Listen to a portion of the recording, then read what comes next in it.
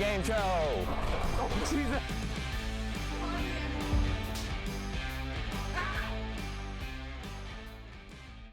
Hey Spectrum, welcome back to Noise News for this week.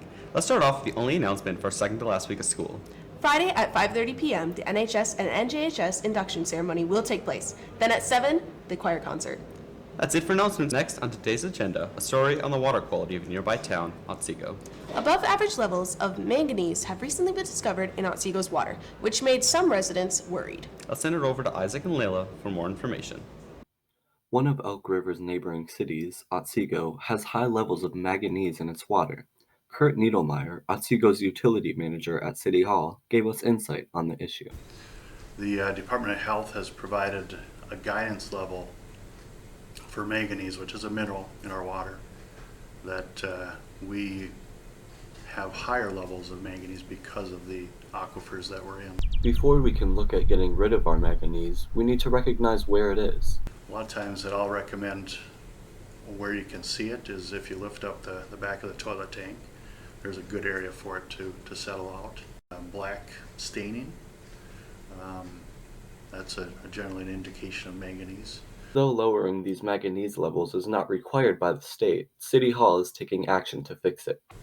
Public water supplies aren't required to remove manganese, but certainly being that it is a concern for residents, we want to address it.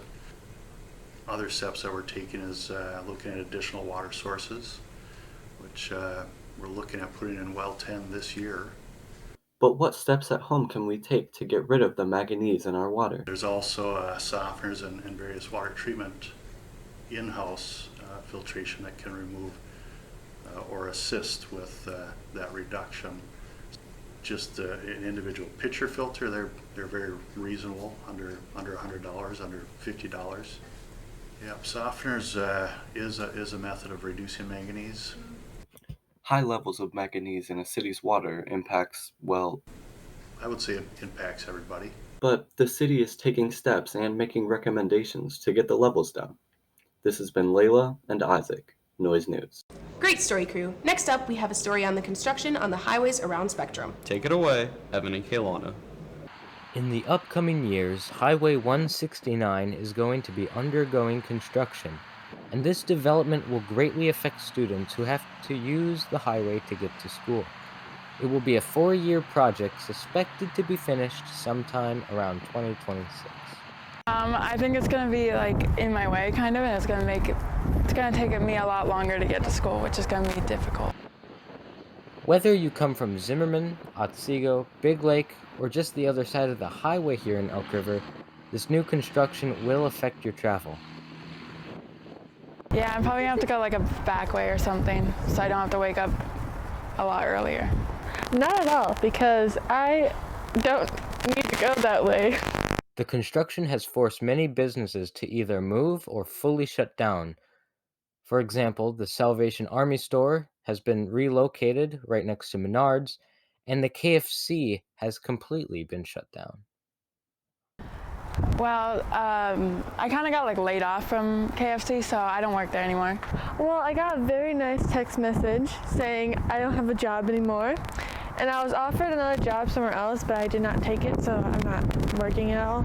Though it will be bothersome while the highway is under renovation, the end result will be more than worth it.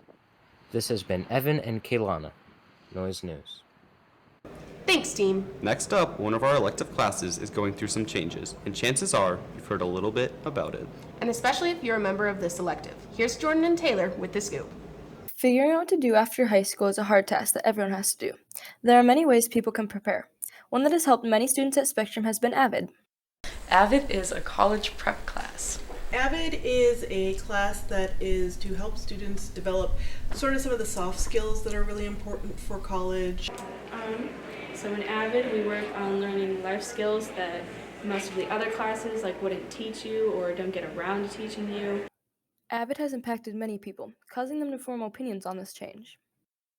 AVID is just kind of that class that if I have a question about something, I can go to Miss Ozzie, and Miss Ozzie can answer it. Well, I know that my AVID students talk about how important sort of the AVID family is, and having that social support within the class. I think it's kind of sad that they're getting rid of AVID before our year can finish it out like they said that they would. AVID has helped many students learn and grow to better themselves.